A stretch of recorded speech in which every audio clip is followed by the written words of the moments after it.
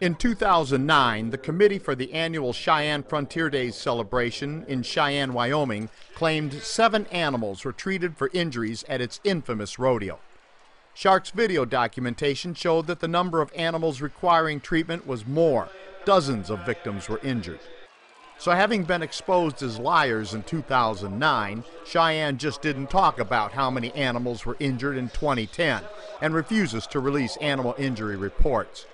But rodeo promoters couldn't stop Shark's videos that exposed the dozens of injuries to calves, steers, horses, and even a bull whose leg was broken. We won't allow their suffering to simply be forgotten. The documentation in this video represents just a portion of those injured animal victims. It's hard to understand how rodeo fans miss the obvious cruelty. Any halfways intelligent person can see that this is animal abuse, nothing more. In the case of the bull, the rodeo announcers never had the guts to call it a broken leg, although anyone could see it was broken. They called it a, quote, injury, unquote, almost like it was just a sprain. The rodeo blowhards even had the nerve to claim the bull would survive. Nonsense. Large animal veterinarian Peggy Larson scoffed at the notion that the bull could be successfully treated due to the complexity of what would be an extremely expensive repair on an animal that could never again be used in the rodeo. Dr. Larson stated, quote, "A perusal of the literature of this type of fracture in this breed and temperament of animal reveals that repair is not possible," unquote. Dr. Larson said that if the rodeo claimed the bull was still alive, she'd like to examine the vet's work.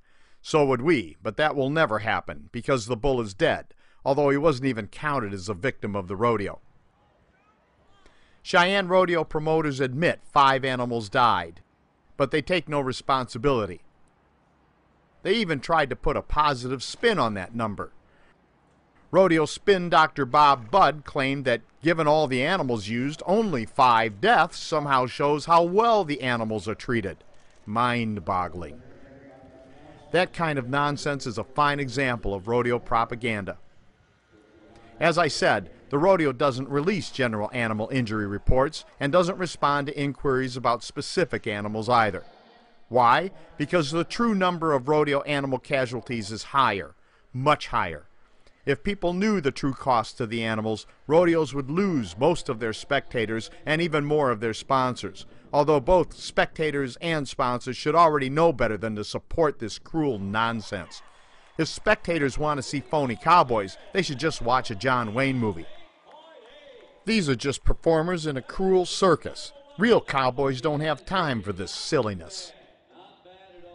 There are a number of unethical corporations who sponsor Cheyenne rodeo animal abuse, including American Airlines, Coca-Cola, Dodge, and Sonic. If you care about animals, please say no to these careless and unethical corporate rodeo animal abusers. This is Steve Hindy for Showing Animals Respect and Kindness. We have a saddle horse down at the other end, maybe slipped a bit. Cody, you know what that is? Isn't that? Oh, we got one. Now it's looking. Everybody in shoot 9. Everybody in shoot 9 is in there now. Everything is okay. Everything's all right. I told you it's going to get wild. It's going to get western. And these horses